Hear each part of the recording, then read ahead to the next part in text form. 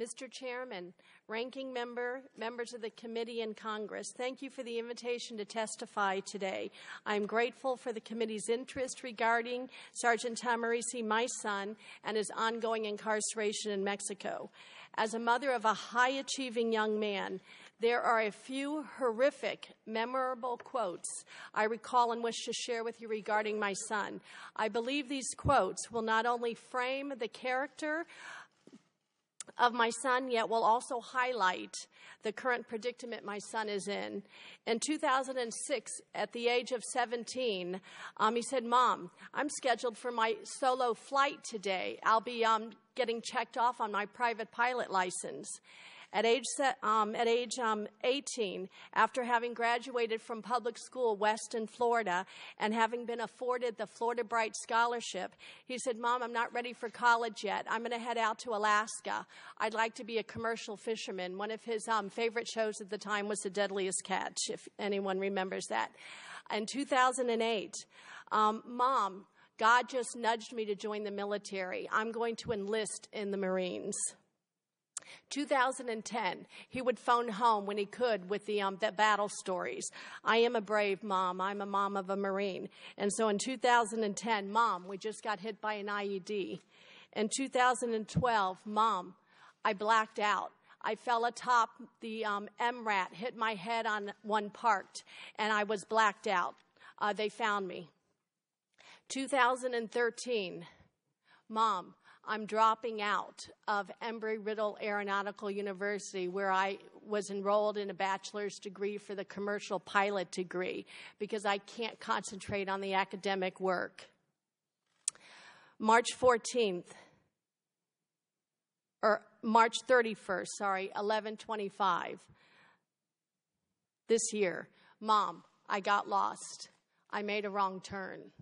I'm at the Mexican border. You need to know this because I've been surrounded by military. In case anything happens to me, I need you to know where I am." The following morning, April 1st, 2014, "Mom, I've been arrested. Please secure me an attorney."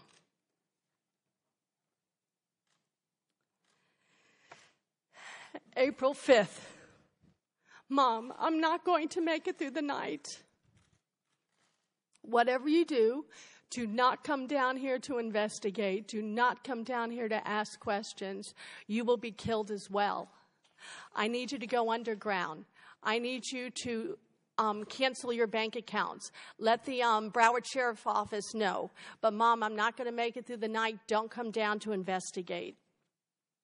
April 14th, "Mom, I tried to kill myself because the guards and the inmates were going to rape, torture, and execute me for personal information.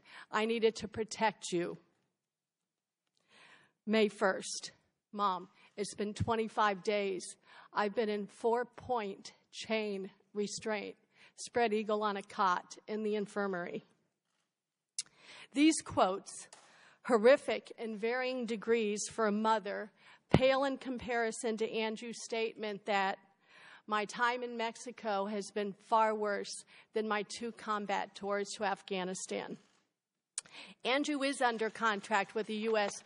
Marine Corps. He is still a Marine, will always be a Marine, but he is an inactive reservist until August 24th, 2016. He was discharged active duty October 2012, serving unselfishly in Operation Enduring Freedom, multiple combat tours, being meritoriously promoted on the battlefield.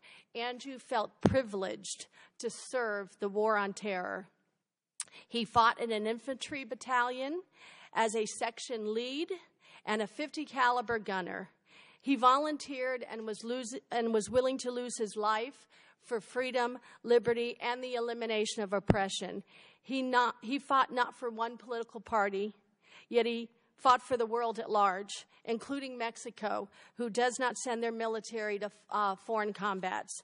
Suffering symptoms suggestive of combat-related post-traumatic stress disorder throughout 2013 while attending university, Andrew packed up his Ford F-150, the same truck that he drove to Alaska the 6,000 miles. He packed up his whole entire truck with all of his possessions, including his 3S his 3 U.S. legally purchased firearms. His first purchase, by the way, was in 2007 on his way to Kodiak, Alaska. That was a shotgun for his protection. He arrived to San Diego at the invite of a friend who's got a Purple Heart, 100% disability, who said, Andrew, come out here. We've got the best VA system in the country. So he did that. And on March 12th, he received his crisis intake, positive screen for post-traumatic stress disorder. At the time, he was ordered the cognitive therapy group therapy, the veteran group therapy. He attended on March 20th. And indeed, there's a third medical record in his Veterans Administration record from the morning, March 31st, that famous day when, at 10:30, he pulled out of a parking lot on the California side, San Ysidro. Very confusing area, lots of construction going on. He had just come off that on-ramp earlier in the day, so as he pulled out left, made a sharp left back onto that on-ramp, thinking it headed north to San Diego, but in just a few hundred feet, a blind curve into a barricaded Mexican customs lane. There was no way to turn around at that time. In fact, there was no signage at the border at that time. With no visible sign indicating how to turn around and with no U.S. presence at the border, Andrew purposefully stops at the first Mexican official he sees and explains, I got lost, made a wrong turn, and ended up here by mistake. I have all of my possessions in my truck, including 3 U.S. legally purchased firearms. Can you show me how to get back to the border? He thought that Mexican customs agent was going to flag him an escort vehicle. But over time, the military came on board. That's when he dialed 911 for help. No one was able to help him, including the 911 operator. These facts are recorded in his evidentiary statement in the federal court of Tijuana, Mexico. Arrested on weapons and ammunition possession, now incarcerated in a Mexican prison, Andrew is despondent and desperate to return to the United States. His PTSD treatment plan has been aborted. It was aborted on April 1st, as Mexico does not have the ability to provide combat-related PTSD expressive group therapy as recognized here. He phones home every day. He is very complimentary and appreciative for the actions of the Congress, the actions of the White House in responding to the WeThePeople.gov petition that was responded to on August 28th. At that time, there was the White House responded that they would ask for urgency, but today, the urgency of the to influence expedition, in my opinion, is ineffective. It is 6 months, and we are still connecting dots. We still do not have the authenticated 911 call in the record. It is supposedly held up in a department in Mexico. Today, though, there is new signage at the border for wayward drivers that make that error that Andrew made, and I'm sure there may be hundreds each day that do that. There is now a new sign that says "Return to the USA," erected in May, and the graffiti-laden sign that was on the on-ramp, that also has been changed. So should any motorists make that mistake now, they do have a way to come home. Mr. Chairman, I urge attention and collaborative action among the United States and Mexico for an expedient resolution of Andrew's Mexican judicial process, expecting wholeheartedly that release to the USA is justified. My son is despondent, without treatment, and he needs to be home. Thank you very much, and I look forward to your questions. Thank you, Mrs. Tahmooressi.